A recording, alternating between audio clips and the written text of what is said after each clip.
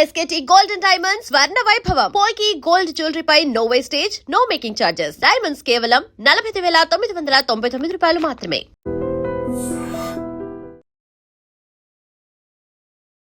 Welcome to I dream. నేను Udayasri. Present మనతో పాటు స్టూడియోలో సైకాలజిస్ట్ విజయా సింగం గారు ఉన్నారు. మాట్లాడదాం. నమస్తే అండి, వెల్కమ్ టు అవర్ స్టూడియో. నమస్తే మేడం. ఇప్పుడు ప్రెజెంట్ జనరేషన్లో మనం చూసేది ఏంటి అనంటే చిన్న చిన్న ఆనందాలు వాళ్ళ లైఫ్లో స్పాయిల్ అయిపోతూ ఉన్నాయి. చిన్న చిన్న ఆనందాలను వెతుక్కుంటూ ఇప్పుడు మంచి రిలేషన్లో ఉంటారు, పెళ్ళైపోయి ఉంటుంది, కానీ ఏదో చిన్న అట్రాక్షన్, ఎవరైనా చిన్న ఓదార్పు ఇచ్చిన, ఫ్యామిలీలో చిన్న డిస్టర్బ్ ఉన్నా వేరే వాళ్ళు చిన్న ఓదార్పు ఇస్తారనుకోండి, అది ఎక్కడ లేని ఆనందాన్ని తెచ్చిపెట్టి వాళ్ళు ఇంకా వాళ్ళ వెనకాల పరిగెత్తి వాళ్ళ ఫ్యామిలీని డిస్టర్బ్ చేసుకుంటూ ఉన్నారు. అంత పవర్ ఉంటుందా ఈ అట్రాక్షన్లో? ఎందుకు ఒక రిలేషన్లో ఉండగా ఇంకా వేరేది కోరుకుంటూ ఉన్నారు? అబ్బాయి అయినా అమ్మాయి అయినా సరే, లవ్లో ఉన్నా కానీ ఇంకా ఏదైనా వాళ్ళకి తెలియకుండా ఇంకొక రిలేషన్షిప్ పెట్టుకుంటూ ఉన్నారు. ఈవెన్ మ్యారేజ్ అయినా కానీ ఇంకో రిలేషన్ మెయింటైన్ చేస్తూ ఉన్నారు. Why they are not getting satisfaction in one relation? ఇప్పుడు ఎస్పెషల్లీ మనము ఈ న్యూస్ కానీ కల్చర్ కానీ చూస్తున్నాము. అంటే ఎప్పుడో 10th క్లాస్లోనో ఎప్పుడో విడిపోయినటువంటి వాళ్ళందరూ కూడా వాట్సాప్ ద్వారా మొత్తం కూడా ఒక గ్రూప్ అవ్వడం అండ్ దెన్ గెట్ టుగెదర్ అని చెప్పేసి మాట్లాడుకోవడం. అఫ్ కోర్స్ అంటే ఒక 10-15 years 20 years అయిపోయిన తర్వాత వాళ్ళు కలవడం అనేది జరుగుతుంది. ఆ ముందులో వాళ్ళకు ఉన్నటువంటి ఏవో చిన్న కైండ్ ఆఫ్ ఇంపాక్చుయేషన్స్, ఏవో చిన్న చిన్న రిలేషన్షిప్స్ అనేవి ఉండుంటాయి. వీళ్ళు ఒక్కసారిగా వెళ్ళి అక్కడ కలిసినప్పుడు వాళ్ళ పలకరించే విధానం కానీ వాళ్ళు డీల్ చేసే విధానం కానీ వీళ్ళకి ఎలా అనిపిస్తోందంటే ఇన్స్టెంట్ గ్రాటిఫికేషన్. వాళ్ళు ఇచ్చేటువంటి తీపి తీపి మాటలు కానీ ఉంటాయి కదా, వాళ్ళు ఎలాగంటే ఇంకా ఎలా ఉన్నావు అంటే వీళ్ళు ఫస్ట్లీ ఫ్యామిలీలో ఏదో చిన్న చితక గొడవలు అనేవి ఉంటాయి, మిస్అండర్స్టాండింగ్స్ అనేవి ఉంటాయి.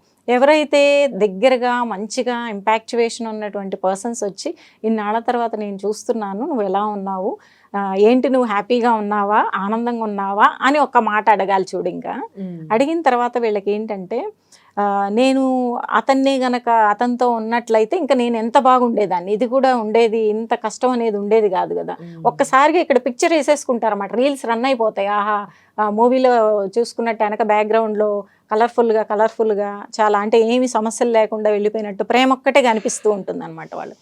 సో అక్కడ ఏమనిపిస్తుందంటే వాళ్ళకి, అబ్బా ఈ బాధలు ఎందుకు, ఎంత ఆనందం, మొహం అనేది ఒక పువ్వులా వికసిస్తుంది వాళ్ళకి. వాళ్ళు అనగానే నేను ఎంత ఇష్టపడ్డానో తెలుసా, ఆ రోజుల్లో నేను తెలియక చెప్పలేకపోయాను, అంత డేర్ లేదు నాకు అప్పుడు, అంత కెరీర్లో కంప్లీట్గా నేను సెటిల్ అవ్వలేకపోయాను, అదర్వైజ్ నేను నిన్ను మిస్ చేసుకునే వాడినే కాదు అని ఒక లేడీ జెంట్కి కానీ జెంట్ లేడీకి కానీ మళ్ళీ చెప్పేటప్పటికి వీళ్ళల్లో ఏంటంటే అది మళ్ళీ పొందాలి అనేటువంటి ఇన్స్టెంట్ గ్రాటిఫికేషన్ అంటాం. ఈ గ్రాటిఫికేషన్లో ఏంటంటే ఇన్స్టెంట్ గ్రాటిఫికేషన్, డిలేడ్ గ్రాటిఫికేషన్ ఉంటుంది. మనకి గ్రాటిఫికేషన్ అని ఉంటుందంటే ఒక అర్జ్ వచ్చింది, ఒక కోరిక, ఒక డిజైర్ వచ్చింది అంటే అది పూర్తి చేసుకోవాలి అనే దాంట్లో గ్రాటిఫికేషన్ అంటాం అనమాట. చిన్న చిన్న పిల్లలు ఉంటారా, వాళ్ళు వెంటనే ఆకలైనా ఏదన్నా దాహమైనా ఏదైనా తట్టుకోలేరు, వెంటనే కావాలి, ఏడ్చేస్తూ ఉంటారు, ఇళ్ళలో కొట్టుకుంటూ ఉంటారు.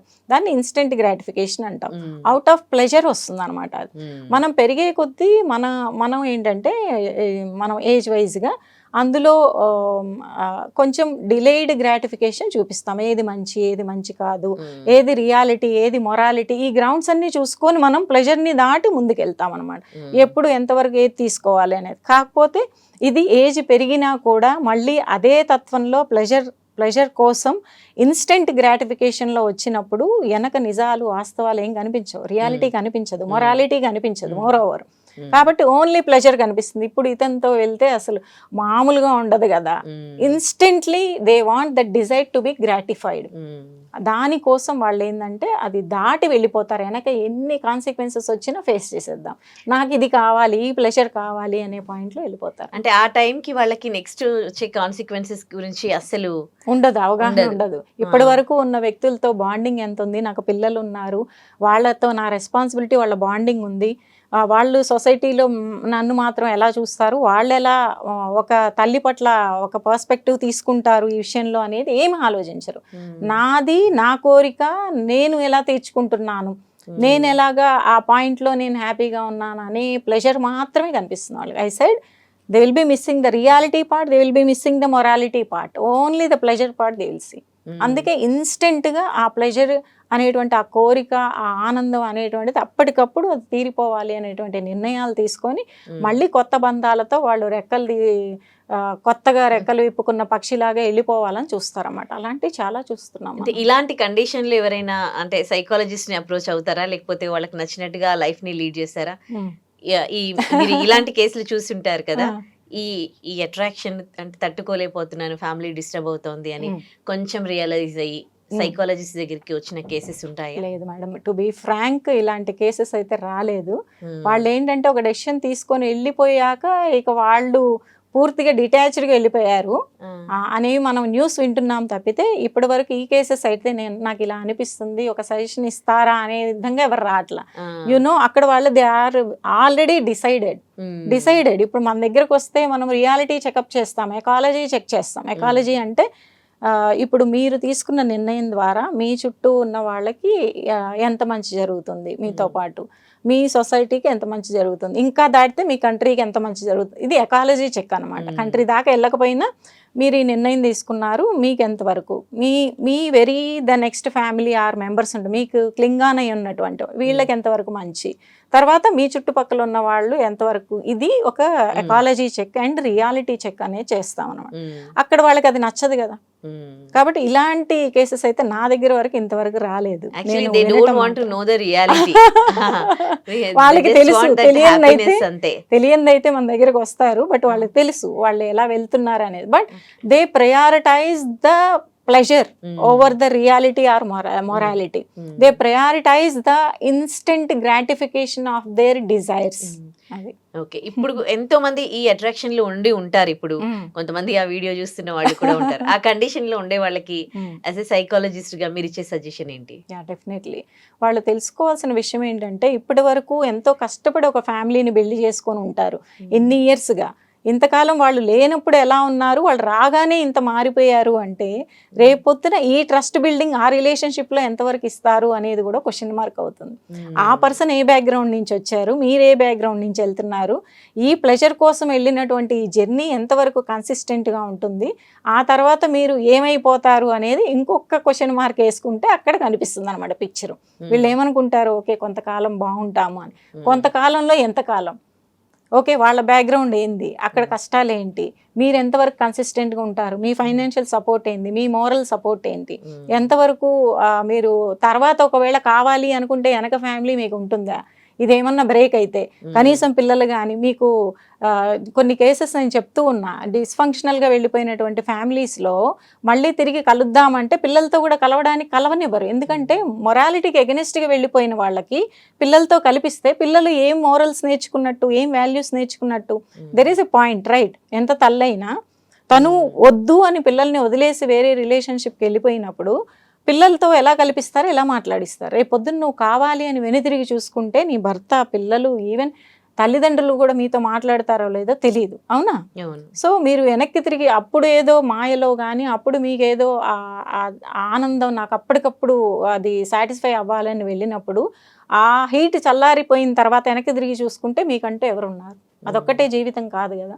తర్వాత మీ చుట్టూ ఉన్నటువంటి ఒక సర్కిల్ మొత్తము, రియల్గా ఉన్నటువంటి సర్కిల్, సపోర్టివ్ సిస్టమ్ మొత్తం వదిలి వెళ్ళిపోతున్నప్పుడు తర్వాత వెనుదిరిగి చూసుకుంటూ జీవితం ఏముంది అనేటువంటిది కొన్ని క్షణాలు ఆగి ఆలోచిస్తే వాళ్ళే రైట్ డెసిషన్స్ తీసుకుంటారమ్మా. వాళ్ళ లైఫ్కే అది కరెక్ట్ కాదు. తర్వాత చాలా రిగ్రెట్ అయిపోయినటువంటి సందర్భాలు మనం ఎన్నో చూస్తూ ఉన్నాం అనమాట. ఇప్పుడు చాలా మంది డిఫరెంట్ ప్రొఫెషన్స్లో ఉన్నవాళ్ళు సమస్యల గురించి చాలా బాగా మాట్లాడుతూ ఉంటారు. మీడియా ముందుకు వచ్చి కూడా చాలా బాగా మంచి మంచి వాల్యుబుల్ పాయింట్స్ చెప్తారు, సజెషన్స్ చెప్తారు. కానీ అలాంటి ప్రాబ్లమ్స్ వాళ్ళకు వచ్చినప్పుడు వాళ్ళు ఎంత బాగా డీల్ చేయగలుగుతూ ఉన్నారు అంటే, చాలా మంది కొన్ని సందర్భాల్లో అంటారు కదా, చెప్పడం ఈజీ, చేయడమే చాలా కష్టం అని. సో నిజంగా అంటే వాళ్ళు చెప్పినంత ఈజీగా వాళ్ళకు ప్రాబ్లమ్స్ వచ్చినప్పుడు సాల్వ్ చేసుకోగలుగుతున్నారా వాళ్ళు? చెప్తాను. ఇక్కడ మనకి ఈ విషయంలో 2 పర్స్పెక్టివ్స్ ఉంటాయి అన్నమాట. మనకి ఏదైనా ప్రాబ్లం ఉన్నప్పుడు subjective perspective, objective perspective. Problem మనదైతే దాన్ని ఏమంటాం, మనం ఎలా చూస్తామంటే subjective, completely we indulge in to that. పూర్తిగా మనం దాంట్లోకి ఇన్వాల్వ్ అయిపోయి నాది సమస్య, నాకు ఇలా జరుగుతుంది ఏంటో అని చెప్పి కలవరపడిపోతాం ఎక్కువగా. అదే సమస్య అంతే ఇంటెన్సిటీతో ఉన్నటువంటి సమస్య ఇంకొకళ్ళు తీసుకొచ్చి మన దగ్గరకు వచ్చినప్పుడు మనం ఎలాగ చెప్తాం? అదే సమస్యని కనుక ఇంకొకళ్ళు తీసుకొస్తే we see that in the objective perspective. Subjective అంటే సమస్యని కంప్లీట్ గా మనలో పెట్టేసుకొని చూస్తాము. వాళ్ళు చెప్పారు కాబట్టి that will be in the objective perspective. Okay, సమస్య ఇక్కడ ఉంటుంది, మనం ఇక్కడ ఉంటాం కాబట్టి వాళ్ళకి అన్ని క్లియర్ కట్ గా కనిపిస్తుంటాయి. ఓకే, సమస్య ఇదా, అక్కడ ఓకే పెద్దదిగానే ఉంది, అవును, కానీ అక్కడే కదా సమస్య, ఇంకా ఆ మార్గం కూడా ఉంది కదా, ఈ సపోర్ట్ సిస్టమ్ కూడా ఉంది కదా, ఇంకొక ఆలోచన చేయొచ్చు కదా.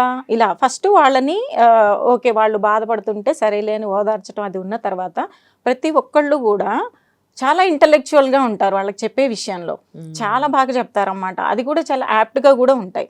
అది బాగుంది. మరి అదే సమస్యని నీ దగ్గరికి వచ్చినప్పుడు ఎందుకు తీసుకోలేకపోతున్నావు అంటే కంప్లీట్లీ వాళ్ళు సబ్జెక్టివ్ పర్స్పెక్టివ్లో ఉండడం వల్ల ప్రెజెంట్ని మర్చిపోతారు. అందులో పూర్తిగా ఇన్వాల్వ్ అయిపోయి వాళ్ళ మైండ్ ఏంటంటే హైజాక్ అయిపోతుంది. సో పాస్ట్కి వెళ్ళిపోయి అమ్మో దానివల్లే ఇది వచ్చింది కదా, ఇలా జరగకుండా ఉండాల్సింది కదా, ఏదో ఒకటి జరిగిపోతుంది, ఇలా జరగకుండా ఉండాల్సింది, నాకే కదా ఇలా జరిగింది, మిగతా వాళ్ళంతా బాగానే ఉన్నారు కదా, పాస్ట్లోకి వెళ్ళిపోతారు. లేదా ఫ్యూచర్ ఇలాగే ఉంటే గనక తర్వాత నా పరిస్థితి ఏంటి, అమ్మో అదేంటి, తర్వాత పిల్లలేంటి, లేదా నా ఫ్యూచర్ ఏంటి, నా కెరీర్ ఏంటి, నెక్స్ట్ స్టెప్ ఏంటి అనే దాంట్లో యాంగ్జైటీ ఫీల్ అవుతారన్నమాట. Whether they will be in the guilt or grief or they will be in the anxiety kind అనమాట. ఫ్యూచర్ గురించి యాంగ్షియస్గా ఫీల్ అయిపోతారు. సో అక్కడ ప్రెజెంట్లో ఉండలేకపోవటం వల్ల సమస్యని వాళ్ళు పూర్తిగా చూడటం అనేది ఆ పర్స్పెక్టివ్ అనేది మారిపోతుంది అనమాట. అక్కడ వాళ్ళకి సొల్యూషన్ ఫోకస్డ్ ఉండదు, ప్రాబ్లం ఫోకస్డ్గానే ఉంటారు. ప్రాబ్లం అనుకుంటారు కానీ సొల్యూషన్ ఫోకస్డ్గా వెళ్ళడానికి వాళ్ళ సబ్జెక్టివ్ పర్స్పెక్టివ్ అనేది ఆపుతుంది అనమాట. సో మీరు ఇది అడిగిన దానికి నేను రీసెంట్గా నా దగ్గర వచ్చినటువంటి కేసు ఒకటి చెప్తా. ఒక ప్రొఫెషనల్స్ అన్నారు అంతా కూడా వాళ్ళు వాళ్ళ దగ్గరికి ఎవరన్నా వస్తే ఎంత ఎక్స్పర్టైజ్గా వాళ్ళ సలహాలు ఇవ్వడం కానీ అన్ని ఇంటర్వెన్షన్స్ ఇవ్వడం కానీ అన్ని జరుగుతోంది. ఒక కేసు ఏంటంటే ఒక లాయర్ ఫ్యామిలీ వచ్చారు మేడం మన దగ్గరికి. ఒక లేడీ తను ఒక 35 years అలా ఉంటుంది అనమాట. She is also a lawyer doing the documentation work in the advocacy and his brother also lawyer and his father also lawyer. Okay, 2 days వరకు వచ్చారు. ఒకరోజు బ్రదర్ని ఒకరోజు ఫాదర్ని తీసుకొని వచ్చింది. సో ఇక్కడ ఏంటంటే వాళ్ళ హస్బెండ్ పెళ్లి చేసుకునేటప్పుడు చెప్పినటువంటి మాటలన్నీ కూడా manipulative, masking, everything is cheating అనమాట. పెళ్లి అయిన తర్వాత తెలిసి వచ్చింది వీళ్ళు ఏంటంటే ఓన్లీ ఆ వ్యక్తి జాబ్ అండ్ బాగానే సంపాదిస్తున్నారు, ఇంకొక వ్యక్తి దాకా వెళ్ళినప్పుడు అంతా మంచిగా చెప్పారన్నమాట. ఆ మధ్యలో ఒక కామెడీ ఏంటంటే మధ్యలో మీడియేటర్ పర్సన్ కూడా ఒక లాయరు, అతను అన్ని మంచిగా చెప్పి అంత మంచిగా పోర్ట్రే చేసేసి అలయన్స్ అనేది తీసుకొచ్చారన్నమాట. మరి అతనికి ఎంత అందిందో మనకి తెలియదు అనుకోండి ఆ ఫ్యామిలీ నుంచి. సో వాళ్ళు అలా నమ్మారు అండ్ ఇన్నోసెంట్ గా ఉన్నారు. వీళ్ళు కూడా కంప్లీట్ బ్యాక్గ్రౌండ్ చెకప్ అనేది చేయలేదు. ఈ పర్సన్ చెప్పారు ఒక లాయరు అది కదా అని చెప్పేసి. సో ఏమైందంటే ఆ తర్వాత అతనికి రకరకాల లోన్లు, పూర్తి అప్పులు, పూర్తి కూరుకుపోయి ఉన్నాడు అనమాట. వీళ్ళ ఈఎంఐ పెళ్లి ద్వారా వచ్చినటువంటి కట్నం కూడా ఒక అప్పు తీర్చడానికి చేసుకున్నాడు అనే విషయం కూడా తెలిసిందనమాట. దాంతో కూడా ఏం అప్పులు తీరలేదు, పూర్తిగా రకరకాల లోన్లు, ఇంకా చెప్పనటువంటివి, ఇంకా ఏమేం గ్యాంబ్లింగ్ చేసి పోగొట్టుకున్నాయో పూర్తిగా ఉన్నాయన్నమాట. And one more thing is వాళ్ళ ఫాదర్కి ఇంకొక ఫ్యామిలీ, మళ్ళీ ఇంకొక కేసు రన్ అవుతోంది. ఎట్లా ఉందంటే పూర్తిగా తలతిక్కగా ఉందన్నమాట. ఆ ఫ్యామిలీ రిలేటెడ్ ఇష్యూ ఏది కూడా నిదానంగా లేదు. సరే అదంతా ఎలా ఉన్నా ఈ పర్సన్ వైఫ్తో ఎలా ఉంటాడు అంటే ₹1 కూడా పెట్టట్ల. మీకు చెప్పాక ఆల్రెడీ అతను అప్పుల్లో కూరుకుపోయిన వ్యక్తి కదా, అంతా కూడా సరే రా అంటాం, ప్రతిదీ అమ్మాయి దగ్గర నుంచి తీయటం, ఇక్కడ బాధ్యత చూపించకపోవటం, రెక్లెస్గా ఉండడం, ఇలాగ ఉండడం వల్ల ఈ బిహేవియర్ వల్ల ఈ ఎదుటి వ్యక్తి ఎలా ఉంటుంది, ఈ ఎదుటి వ్యక్తికి కోపం రావడం కానీ, ఇలాగ టాలరెన్స్ ఉండదు. ఏమీ ఎమ్యూనిటీస్ ఇంట్లో కనీసం పడుకోవడానికి ఒక బెడ్ అది కానీ తీసుకురాలేదు మేడం. బాబు పుట్టాడు, వాడిని చూసుకోవడానికైనా ఏదో ఒకటి చిన్న చిత్తగా తీసుకురావాలి కదా అని వాళ్ళు ఇంటి ముందు పెట్టుకొని చేసినా కానీ, వాళ్ళు ఇంటి ముందుగా పెట్టుకొని వాళ్ళని ఎలాగో ఎక్కడో ఉంటే సరిగా చూడడేమో అని చెప్పి అక్కడ కూడా వాళ్ళు రెంట్ పే చేయక ప్రతిదీ వీళ్ళ మీద వేయటం. అండ్ అలా ఉంటే తనకి ఏమీ సపోర్ట్ లేదు, ఎమోషనల్ సపోర్ట్ లేదు. పోనీ తను అర్థం చేసుకుంటాడా, బాగుంటాడా, కొంచెం బయటికి వెళ్ళటం కానీ, సరేలే ఏదో కొంచెం కాకపోతే కొంచెం ఎమోషనల్ సపోర్ట్ ఉందా అంటే తన ఎమోషన్స్కి ఆయనకి సంబంధమే లేదు. సో చూసింది ఇంకా తనకి చాలా బాధ. తన మదర్ ఇన్ లాతో కూడా రిలేషన్షిప్ సరిగా లేదనమాట. ఇంకొక డెసిషన్ తీసుకోవడానికి వచ్చి నేను చాలా కూరుకుపోయాను, ఇలా ఉంది, ముందుకెళ్ళినా కానీ నాకేం మార్గం కనిపించట్లేదు, మీరు చెప్పండి మేడం, నాకైతే ఈ రిలేషన్షిప్ కంటిన్యూ చేయాలని లేదు అని ఆ అమ్మాయి అందనమాట. సో నెక్స్ట్ డే ఫాదర్ వచ్చారన్నమాట. వచ్చి అతను చెప్పా కదా ఎక్స్పర్ట్ లాయర్, సార్ మీరు మీ ఉద్దేశంలో మీరు చెప్పండి, మీ అల్లుడు ఏంటి, ముందుకు తీసుకెళ్తే బాగుంటుందా, ఓకేనా, ఏదో ఒక యాంగిల్లో అయినా పిల్లాడికి ఒక తండ్రిలాగా ఏమన్నా కొంచెం పనికొస్తాడా, లేకపోతే ఎక్కడో ఒక చోట ఒక స్టేచర్ అనేది ఉందా అంటే, లేదు madam, as per my observation, ఆ తర్వాత అన్నీ చూశాను, ఏమీ ఎందుకు ఉపయోగం లేడు, కాకపోతే సొసైటీలో ఒక అల్లుడు, మా చుట్టాలందరికీ చెప్పుకున్నాం మేము, అందరితో అతనికి పరిచయం ఉంది, ఇప్పుడు గనక డివోర్స్ అని వెళ్ళిపోతే అందరి ముందు మేము గేలి అయిపోతాము, అందరి ముందు మేము తక్కువ అయిపోతాము, అలాగే మేము కొంచెం పెద్ద అయిపోతున్నాము, వాళ్ళ బ్రదర్ ఉన్నాడు కానీ ఎంతవరకు చూసుకుంటాడో తెలియదు కదా, ఆ అమ్మాయికి కూడా ఒక భర్త అనేటువంటి ఒకళ్ళు ఉండాలి కదా అని మాట్లాడుతున్నాడు అన్నమాట. అంత పెద్ద లాయర్, యూనో ఎంత పెద్ద లాయర్ అతను. అదే గనక ఒక క్లయింట్ తన దగ్గరికి అలాంటి పరిస్థితుల్లో వచ్చి నేను అడిగా అన్నీ కూడా, ఆ అమ్మాయిని అడిగాము, ఏ కనెక్షన్ లేదు, రూపాయి ఇవ్వట్లేదు, డబ్బు ఇవ్వకపోయింది కాక రెస్పెక్ట్ లేదు, కనెక్షన్ లేదు, పిల్లాడి దగ్గర కూడా ఫాదర్ రోల్ అనేది లేదు, ఇంకెందుకు ఉండాలి, మళ్ళీ అప్పులు చేస్తూ ఉంటే నువ్వు కడుతూ కూర్చుంటే ఇంకెక్కడికి సమస్య ఎక్కడ, అది సమాధానం లేదు కదా. సో అలా అనేటప్పటికీ ఇంకా నేనన్నా, సార్ ఎక్కడున్నారు మీరు, ఎందుకు అలాగా, ఒక సమాజం మీకేం కూడబెడుతుందా, సమాజం గురించి మీరు ఆలోచిస్తున్నారు, చుట్టాలు అనుకోండి వీళ్ళు అనుకోండి, ఇవాళ రేపు మీ న్యూస్ ఒక రోజు వచ్చిందంటే రెండో రోజు ఇంకో న్యూస్ వస్తుంది, ఆ రోజు సాయంత్రానికి ఇంకో న్యూస్ వస్తుంది, ఇవాళ రేపు ఎన్ని న్యూస్లు ఉంటున్నాయి మనకి, సమాజంలో మనకి సంబంధించినటువంటి ఇష్యూ అనేది ఒక న్యూస్తో సమానం సమాజానికి. మరి ఆ అమ్మాయి ఎంత సఫర్ అవుతుంది, మీ కన్న కూతురు కదా, అందులో ఆ అమ్మాయి ఫైనాన్షియల్లీ ఇండిపెండెంట్ ఆల్సో, అది చూడట్లా, అమ్మాయి భయపడుతుంది, ఫాదర్ ఒప్పుకోవట్లేదు కదా డెసిషన్ తీసుకోవడానికి. నేను మాట్లాడితే మేడం నాకు అసలు ఏ హోప్స్ లేవు నాకు అనే చెప్తుంది అనమాట. మనము ముందు వాళ్ళని అడుగుతాం, మీరేం చేయాలనుకుంటున్నారో చెప్పండి, ఇది పరిస్థితి కదా అని అన్ని క్వశ్చన్స్ వేసి, స్ట్రక్చర్డ్ క్వశ్చన్స్, కౌన్సిలింగ్ అంటే మనం స్ట్రక్చర్డ్ క్వశ్చన్స్ వేసి వాళ్ళ దగ్గర నుంచి ఆన్సర్స్ అనేవి, వాళ్ళకే తెలియని ఆన్సర్స్ బయటకు వస్తాయి అనమాట. They will get overall clarity.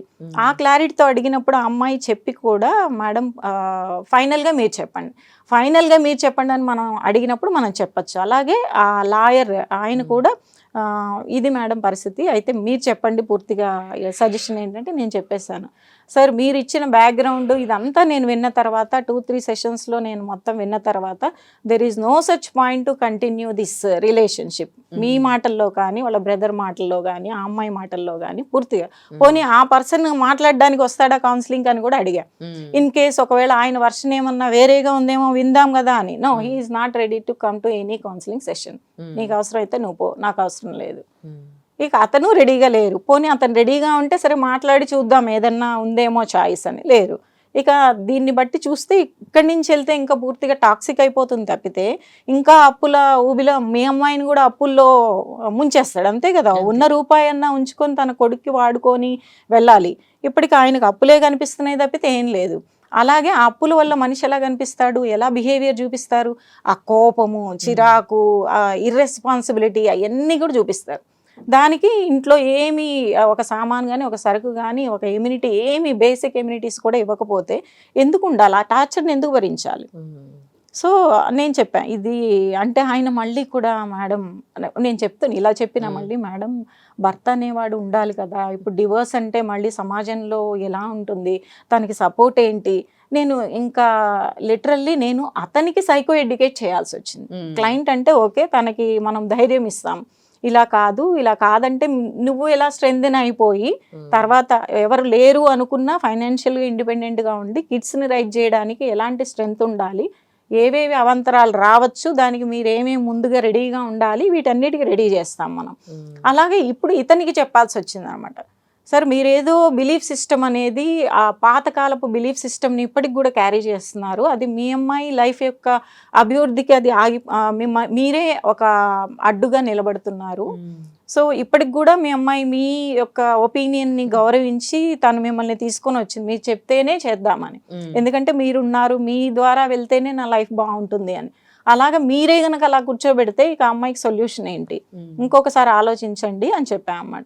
So వాళ్ళేంటి అటు తరపు వాళ్ళు ఇస్తారా, ఇప్పుడు విడాకులు కావాలా తీసేసుకోండి మాకేం అవసరం లేదు మాట్లాడుతున్నారంట వాళ్ళు.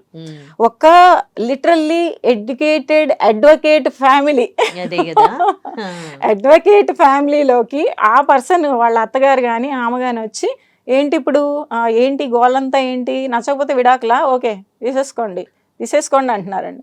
అంటే వీళ్ళు ఎంత వల్నరబుల్ గా కనిపిస్తున్నారు వాళ్ళకి అని.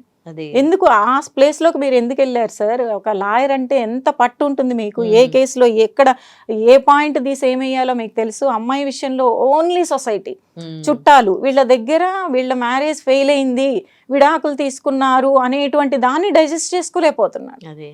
సో అతనికి నేను గంట మాట్లాడాను అనమాట, అలా కాదు సార్, అలా మీరు వెళ్ళడం వల్ల ఏ ఉపయోగం లేదు, మీరు లాయర్గా కంటే కూడా మీరు ఒక మైండ్ ఏంటంటే అడ్వాన్స్డ్గా ఆలోచించాలి. ఎప్పుడు ఒకేలా ఉంటే మన జీవితం అక్కడే ఆగిపోతుంది. సొసైటీలో మీరు ఇన్ని చూస్తున్నారు, జనరేషనల్గా పిల్లలు ఎదుగుతున్నారు, ఆ అమ్మాయి జనరేషన్కి తగ్గట్టుగా ఆలోచించండి. తను లోపల బాధపడిపోతుంది, వీళ్ళ డాడీ ఇది చెప్తున్నారా, ఈ అమ్మాయి లోపల బాధపడుతుంది, నాకు కనిపిస్తూనే ఉంది. సో ఐ కంక్లూడెడ్ దట్ ఇది వాళ్ళు మళ్ళీ అప్రోచ్ అయినప్పుడు మీరు కూడా ఎస్ ఓకే అనండి, వాళ్ళు మ్యూచువల్కి వస్తారా, మ్యూచువల్కి రానివ్వండి, లేదా కేసేస్తారా వేనియండి, మళ్ళీ ఎప్పుడు రమ్మంటారు మేడం అన్నారు. వాళ్ళని రానియండి, మీరు ముందు చెప్పండి ఎస్ వీఆర్ ఆల్సో రెడీ అని చెప్పండి, అప్పుడు నెక్స్ట్ ఫర్దర్ ఏం జరిగింది అనే దానికి నా గైడెన్స్కి రండి అని చెప్పాను అన్నమాట. So this is the thing, అది ఏ ప్రొఫెషన్లో ఉన్నారు, ఎంత నాలెడ్జ్ ఉంది, ఎంత ఎక్స్పర్టైజ్ ఉంది, ఎన్ని ప్రాబ్లమ్స్ సాల్వింగ్ స్కిల్స్ ఉన్నాయి అనే దానికి అతీతంగా జనాలు ఏంటంటే ఇప్పటికీ కూడా old belief system, that is అది ఏంటంటే ఆ పాత బిలీఫ్ సిస్టంలోనే వాళ్ళు అదే లూప్లో ఉంటున్నారన్నమాట. అది దాటి ఎంపవరింగ్ బిలీఫ్ సిస్టమ్కి రానిదే మన పిల్లలకి మనం గైడ్ చేయము, మనం అలాగే అలా అట్టడుగున పడిపోయి విక్టిమ్స్గా ఉంటాము అని గుర్తు చేసుకొని ఆ ఓల్డ్ బిలీఫ్ సిస్టమ్ని బ్రేక్ చేసి ఎంపవరింగ్ బిలీఫ్ సిస్టమ్ని చదువుకు తగ్గట్టు, మెచ్యూరిటీ, ఇంటలెక్ట్కి తగ్గట్టు ముందుకు వెళ్ళాలని నేను కోరుకుంటున్నాను. చాలా మంది అంటే సొసైటీతో నేనెందుకు సొసైటీకి భయపడాలి అని కొంతమంది ముందుకు వెళ్ళిపోతూ ఉంటే, వాళ్ళకి నచ్చినట్టు బతుకుతూ ఉంటే, ఇంకా కూడా సొసైటీలో సాక్రిఫైస్ చేస్తూ సొసైటీ కోసం భరిస్తూ వాళ్ళ లైఫ్ ని స్పాయిల్ చేసుకునే వాళ్ళు కూడా ఉన్నారు. యాంటీ సోషల్ గా వెళ్తున్నప్పుడు సొసైటీ గురించి ఆలోచించాలి. యాంటీ సోషల్ ఎలిమెంట్స్ ఉంటాయి కదా, అది తప్పు. ఒకళ్ళకి హాని కలిగించటమో, ఒకళ్ళకి ద్రోహం చేయటమో, దేశద్రోహం చేయటమో ఇలాంటివి ఉంటాయి. యాంటీ సోషల్ ఎలిమెంట్స్ అప్పుడు సొసైటీ గురించి ఆలోచన, అది చేస్తున్నారంటే నీకు శిక్షలు ఉంటాయి, అవి ఉంటాయి, ఇవన్నీ అలా ఆలోచించుకోవాలి తప్పు చేసేటప్పుడు. అండ్ నీ లైఫ్లో నువ్వు ఎంపవర్డ్గా ముందుకెళ్ళి ఒక సాధికారికత అని అంటాం అనమాట, ఒక స్త్రీ సాధికారికతని తను చూసుకోవాలి అంటే ఓల్డ్ బిలీఫ్ సిస్టమ్ని బ్రేక్ చేసుకొని, పేరెంట్స్ కూడా బ్రేక్ చేసుకొని ముందుకు రావాలి. అదర్వైజ్ సపోర్ట్ సిస్టంలో అది లేనప్పుడు తను తన బిలీఫ్ సిస్టమ్ని ఎలా ముందుకు క్యారీ చేస్తుంది? Of course she has that ability, these are dragging her back. అమ్మో వీళ్ళు భయపెడుతున్నారు, అమ్మో అని చెప్పి అలాగా ఉంటే రేపొద్దున అది ఏదైనా వాళ్ళు ఏదైనా సూసైడ్కో లేకపోతే వాళ్ళు ఏదో మర్డర్కో గురైతే ఆ తర్వాత ఏడుస్తారా వీళ్ళు? సో ప్రొయాక్టివ్గా వీళ్ళు ఏంటంటే ప్రికాషన్స్ అనేవి తీసుకొని అవుతుంది అనేది అర్థమైపోతుంది. ఈ కేసులో ఏమీ లేదు, తర్వాత ముందుకెళ్తే ఏమీ లేదు, ఇట్స్ ఎ జీరో అనమాట. రెస్పాన్సిబిలిటీ కూడా పోనీ మారతాడా అనేది కూడా ఎక్కడ చూపించట్లా. ఈ సెయింగ్ నేను ఇంతే, ఉండాలనుకుంటే ఉండు, పోవాలనుకుంటే పో అంటున్నాడు. తనకే అంత ఉన్నప్పుడు దట్ ఈస్ సో అది మనకి ఎంత సర్ప్రైజింగ్ గా ఉంటుంది అంటే, ఇక్కడ the belief system what we are carrying is important and they have to break that bloody belief system, they have to go in the empowering belief system. అది రైట్, మంచి valuable point చెప్పారు. థ్యాంక్ యూ అండి. Thank you madam. And for more videos, Please subscribe to iDream channel. Subscribe to iDream Media. Please subscribe to iDream. Please subscribe to iDream. Please subscribe iDream. And please subscribe to iDream. For more videos, subscribe to iDream. please like, share and subscribe to the channel. Congratulations, iDream. Subscribe to iDream. Subscribe to iDream. So subscribe to iDream Media. iDream ki iDream team andarki huge congratulations. Please subscribe iDream Media. Please subscribe to iDream. Subscribe iDream. Please subscribe to iDream. iDream అంటే నా కళల ఛానల్ను subscribe చేసుకున్న నోరు తిరుగుతలేదు, మీరైతే గంట గుర్తు కొట్టండి. For more such videos, please subscribe to iDream. Subscribe to iDream. Please subscribe to iDream. Please subscribe iDream Media. Please do subscribe to iDream. Please subscribe to iDream Media. For best entertainment and information, please subscribe iDream. And don't forget to subscribe to iDream.